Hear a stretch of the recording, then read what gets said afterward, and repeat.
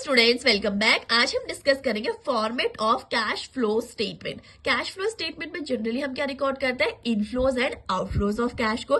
तो आज हम देखेंगे कैश फ्लो स्टेटमेंट का format as per accounting standard 3 and Indian accounting standard 7। आपको पता होगा कि जब भी हम कैश फ्लो स्टेटमेंट बनाते हैं तो हमारे पास दो मेथड होते हैं। कौन कौन से? ईदर डायरेक्ट और इनडायरेक्ट मेथड। तो आज हम देखते हैं कि कैश फ्लो स्टेटमेंट का फॉर्मेट क्या होता है। तो कैश फ्लो स्टेटमेंट का जो फॉर्मेट है, it consist of 3 main sections. पहला, दूसरा, तीसरा। पहला क्या है? Cash flow from operating activity, cash flow from investing activity and cash flow from financing activity.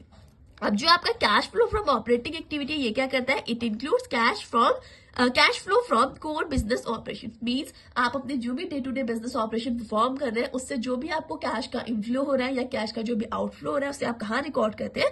Cash flow from operating activity में। और cash flow from investing activity हम क्या रिकॉर्ड करते हैं? It includes cash flow from purchase and sale of long term asset. जैसे आपने कोई let's suppose investment purchase किया है, इन्वेस्टमेंट सेल किया है, कोई फिक्स एसेट्स परचेज किया है, फिक्स एसेट्स सेल किया है, कोई डिविडेंड आपको रिसीव हुआ है, तो ये सभी ट्रांजेक्शन आप कहाँ पे रिकॉर्ड करते हैं? Cash flow from investing activity में। थर्ड आपका आता है cash flow from financing activity. तो ये क्या इंक्लूड करता है? It includes cash flow related to borrowing and share holder transaction. जैसे फॉर एग्जाम्पल आप कोई शेयर या डिबेंचर इश्यू करवा रहे हैं, आप किसी लोन का रिपेमेंट कर रहे हैं, तो इन एक्टिविटीज को परफॉर्म करने में जो भी कैश का इनफ्लो या आउटफ्लो होगा, उसे कहाँ रिकॉर्ड करेंगे?